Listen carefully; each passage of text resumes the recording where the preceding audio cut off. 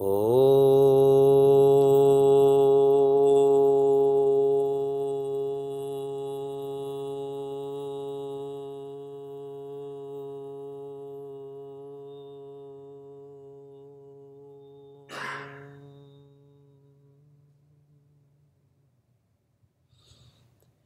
Om Sahana Vavatu Sahanau Bhunaktu Sahaviyam Karavavahai Tejasvinavadhitamastu ma vidvishavahai. Om Shanti Shanti Shanti. Narayana. Hariom and good evening from Kansas City. We studied a shloka which is sharing, if there are electronics, there has to be electricity. Whether that's electricity that's plugged into a wall or a battery. If there's no electricity, then those electronics become irrelevant. This is what Acharya Shankara taught us in shloka 20.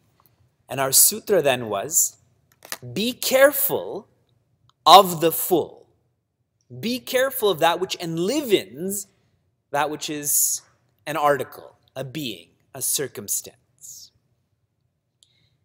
In shloka 21, Acharya Shankara is asking us to think about how purpose pulls performance.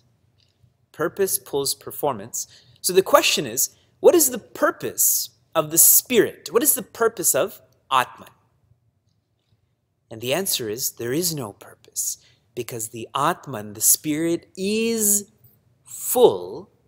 So the Atman, the spirit, is just being.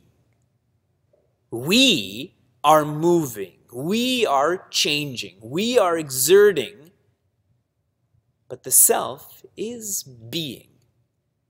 There's no incompleteness there. Just being. The sutra for the 21st shloka was, senses create sensations. The senses are moving, changing, exerting, but not the spirit, which brings relevancy to the senses. As we continue to shloka 22, I want us to go through a brief review of all of the icons that we've studied so far. So I'm going to be slow here. I've been writing all of this down. I asked all of you to write this down too. Here are the icons that we've studied. Beginning in shloka 2, the icon was fire. In shloka 3, the icon was darkness. In 4, clouds. 5, a pool, like a pool of water. 6, a dream. 7, a shell, like a seashell. 8 was bubbles. Remember I talked about Mr. Bubbles in that shloka? 9 was jewelry. 10, space, like the element space. 11, water. 12, a house. 13, an assembly, like an assembly of car parts, or an assembly of organs. 14, seeds. 15, a crystal. 16, what's every South Indian's favorite food? Rice. 17, what is every egotistical person's favorite household item? A mirror. A mirror. 18, a king or royalty. 19, clouds. Oh, we did clouds twice. Okay. 19, I'm going to change to moon. 19 is moon. Remember, the moon's not moving, but the clouds are. I keep saying remember, and you're all saying, yes, yes, we do remember. 20 is sun. If 19 is moon, then 20 is sun. 21 is sky. Please note, in 10 it was space, pot space, not pot space. And 21 is sky. The color of the sky was brought out. And in 22 is to be known. But 21 icons, all worldly icons. We see these all the time. Jewelry, rice, clouds. These icons should shift our thoughts to the ideal of that shloka. You're given a shloka. You're given a commentary on the shloka. You're given a commentary on the commentary on the shloka. You're given a sutra to help remember the commentary on the shloka. You're given an icon to know the sutra on the commentary of the commentary on the shloka. It should be hard to forget. And if it's easy to forget, I quit. We'll end our course today, which we're not going to. We're on shloka 22. Please repeat after me. To understand 22, taking into account Gita Jayanti, Tapovan Jayanti, Acharya Shankara, Chinmay Mission, is trying to make us Prince Arjuna before we can become Bhagavan Krishna. Many acharyas, many organizations try to make us Bhagavan Krishna, but you have to become Prince Arjuna first, no? Prince Arjuna is the one who's arjavam, straightforward, the one who is balanced. Only then can you go deeper. This shloka accentuates that. Ajnanan manasopadehe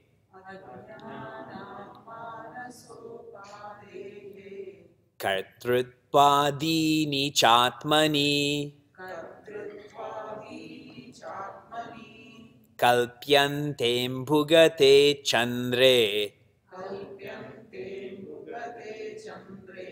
chalanadiyatam bhasaha. Together.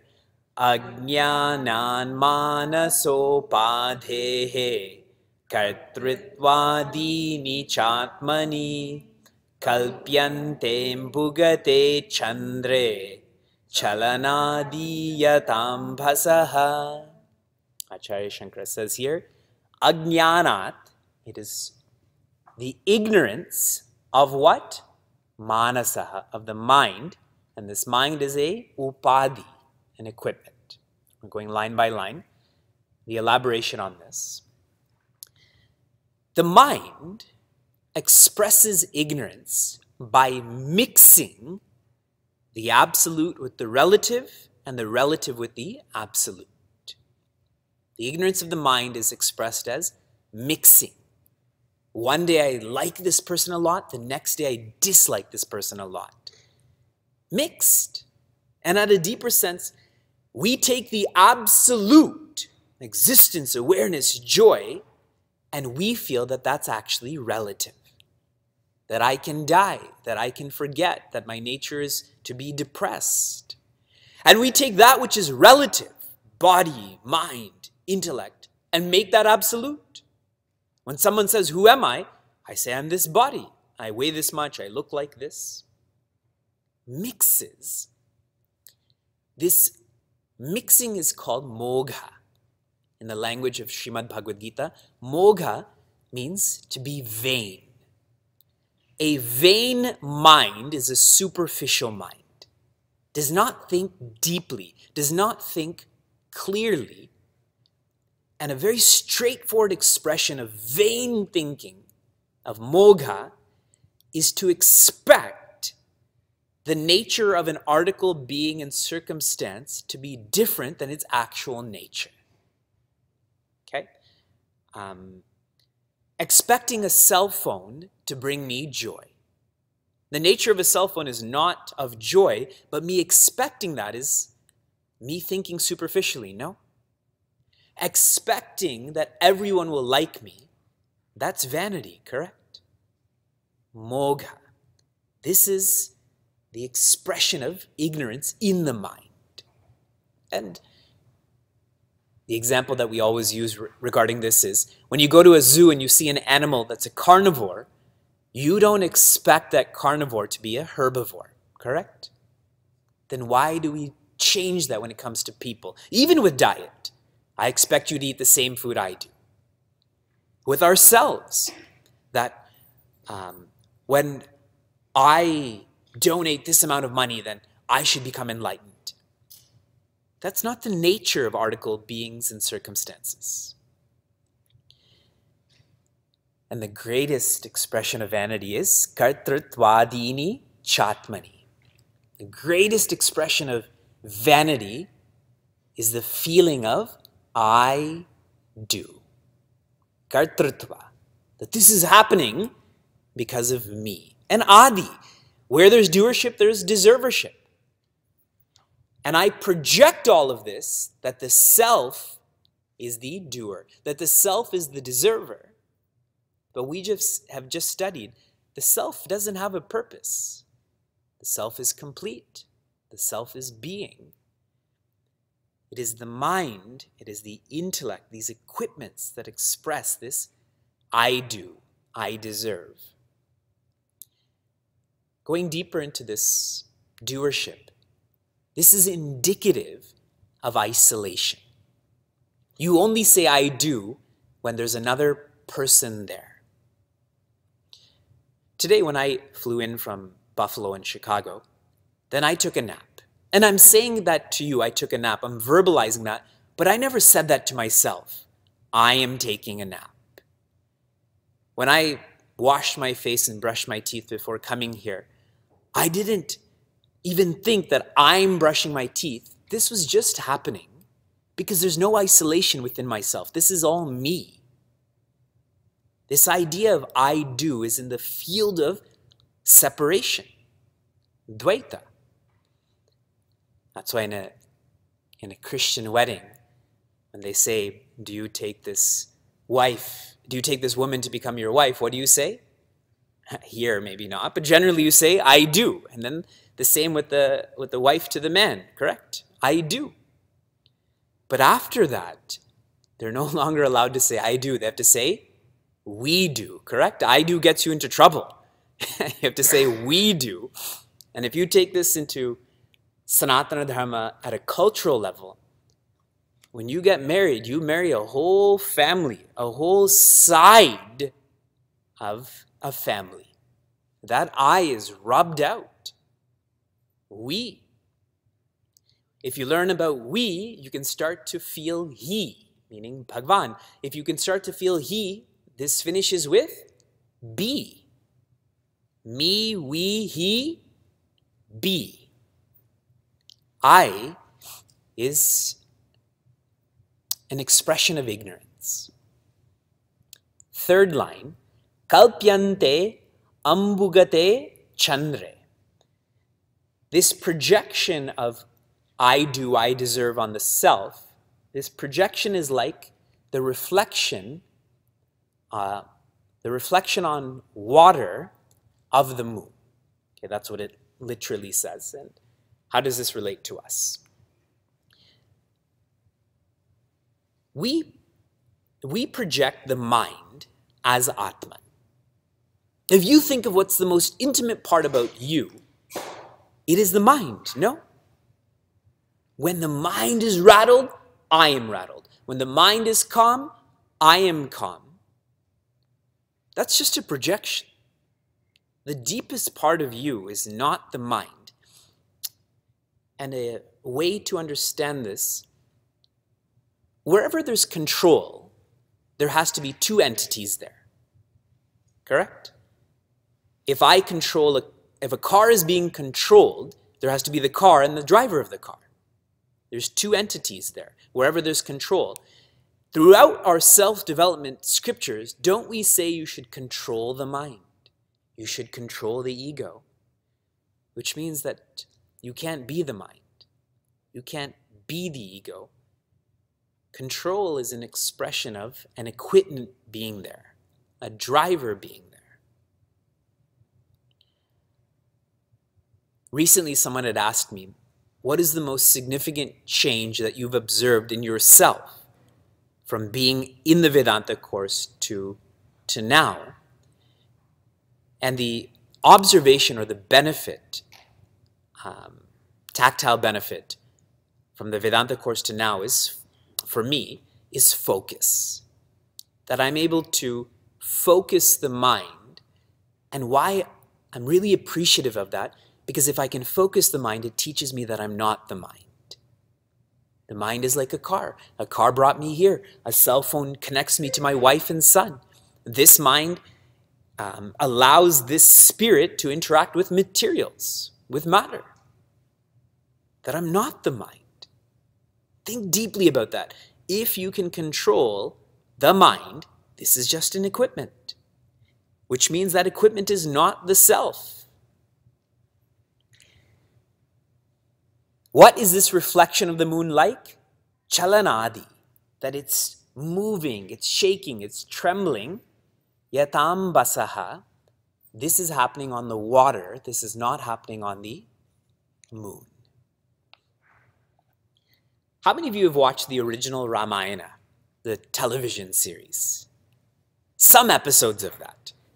I feel like everyone at least has seen the birth of Bhagwan Rama, correct? And then maybe it got boring or distracting, so you stopped watching. But do you remember that little boy, Bhagwan Rama, and he's playing in Raja Dasharatha's court, and he has like the bells wrapped around his waist, and he has his hair tied up. And they show the court at night, and they have all of these pots of water. And the moon is reflecting in that water, and Bhagwan Rama is playing with his hands, and he's stepping with it. And every time it shakes, he kind of gets upset. And then his mom comes and says, oh, look, when you just stop shaking that, then the moon is not broken. This shloka reminds me of that, and reminds me that to think when water shakes that the moon is shaking is childish, no? In the same way, to think that when the mind shakes, that the self shakes is also childish. Being exposed to this insight starts to make us independent of that shaking. Whatever he said, she said, that's all the shaking. You are that electricity to this electronic.